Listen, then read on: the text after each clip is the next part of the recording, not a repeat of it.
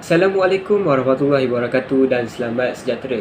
Kehidupan pelajar kadang-kala boleh menjadi perkara yang unik untuk dibincangkan, sama ada penuh dengan pengalaman yang indah ataupun cabaran yang menguji mentaliti seseorang pelajar. Lebih-lebih lagi apabila pelajar tersebut mempunyai kerja sambilan sambil belajar. Kami akan mengupas tentang perkara yang perlu dilakukan oleh pelajar yang mempunyai kerja sambilan.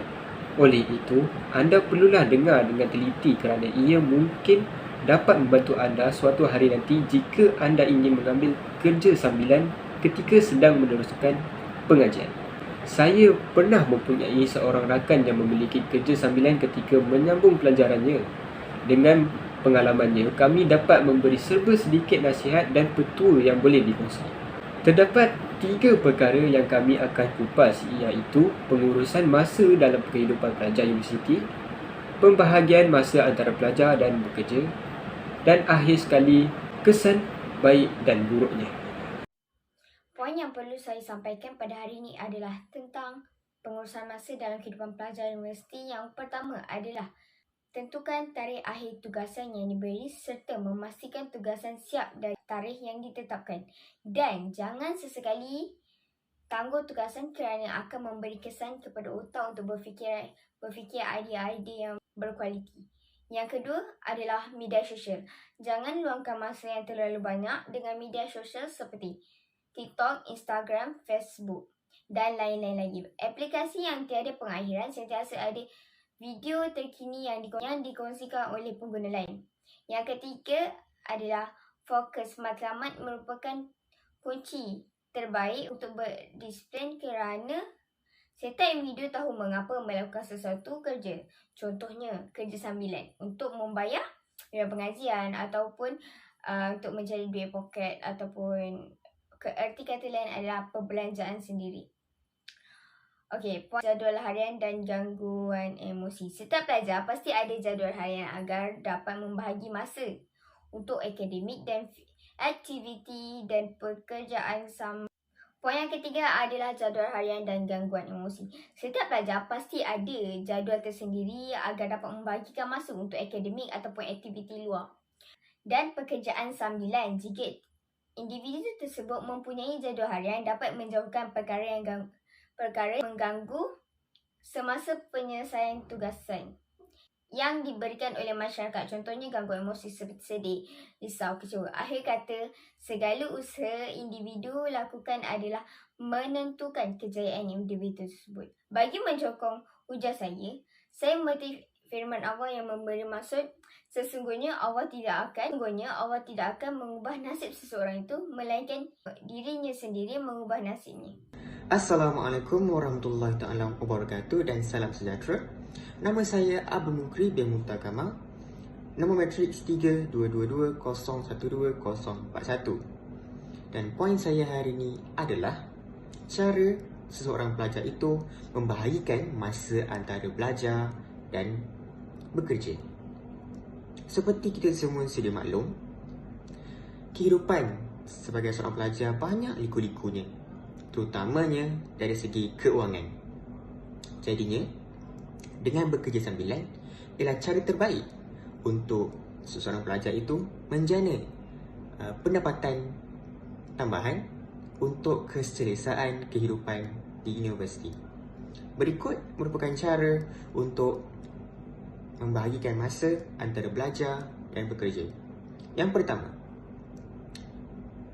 menjalankan perniagaan atas talian. Menjalankan perniagaan atas talian ini sangat mudah kerana hanya atas talian. Tidak perlu ke kedai, ke store, ke kilang atau sebagainya. Jadinya, seseorang pelajar itu dapat memberikan fokus dan tumpuan sepenuhnya semasa sesi pembelajaran dan memberikan fokus sepenuhnya kepada perniagaannya selepas waktu belajar. Yang kedua, bekerja di tempat kerja yang menyediakan waktu kerja yang fleksibel. Cara ini juga sangat baik kerana seorang pelajar itu dapat menyusun masanya antara belajar dan bekerja. Sebagai contoh, Ali ada kelas pada pukul 9 sehingga pukul 12 pada hari Isnin. Dan itu sahaja kelasnya pada hari itu. selepas tamatnya kelas, Ali boleh terus ke tempat kerjanya dan terus bekerja tanpa ketinggalan kelasnya pada pukul 9 hingga pukul 12 tersebut. Jadinya, Ali tidak ketinggalan kedua-duanya dan Ali dapat menjana pendapatan daripada pekerjaan tersebut. Kesimpulannya, tidak mudah untuk menyusun ataupun membahagikan masa antara belajar dan bekerja. Tetapi, jika disusun jadualnya dengan baik dan betul, kejayaan pasti milik mahasiswa tersebut. Sekian dari saya. Assalamualaikum warahmatullahi wabarakatuh. Assalamualaikum dan salam sejahtera. Nama saya Muhammad Hakim Abdul Ghani dan saya adalah moderator anda pada hari ini. Pada hari ini, saya ingin bercakap tentang kesan kerja sambilan sambil belajar. Kerja sambilan ialah pekerjaan yang dilakukan pada masa lapang seorang untuk menjana pendapatan tambahan bagi menampung pemanjaan atau mengumpul duit untuk membeli barangan yang diinginkan seperti telefon pintar, kasut berjenama atau pakaian baru. Terdapat kesan yang baik dan buruk tentang kerja sambilan sambil belajar. Antara kesan yang baik tentang kerja sambilan sambil belajar ialah pelajar dapat menghasilkan wang bagi pemanjaan harian ataupun wang saku. Selain itu, pelajar boleh mendapat pengalaman pekerjaan yang akan membantu apabila ingin memohon kerja selepas tamat belajar. Namun, terdapat juga kesan buruk. Antara kesan buruk kerja sambil belajar ialah pelajar mungkin tidak dapat membagikan masa dengan baik dan akan mengakibatkan pelajar tidak membuat tugasan dan memberikan yang diberikan atau terlepas kelas. Seterusnya, kesan buruk yang mungkin dihadapi pelajar sekiranya melakukan kerja sambil belajar ialah pelajar mungkin kepenatan kerana tidak mendapat rehat yang cukup.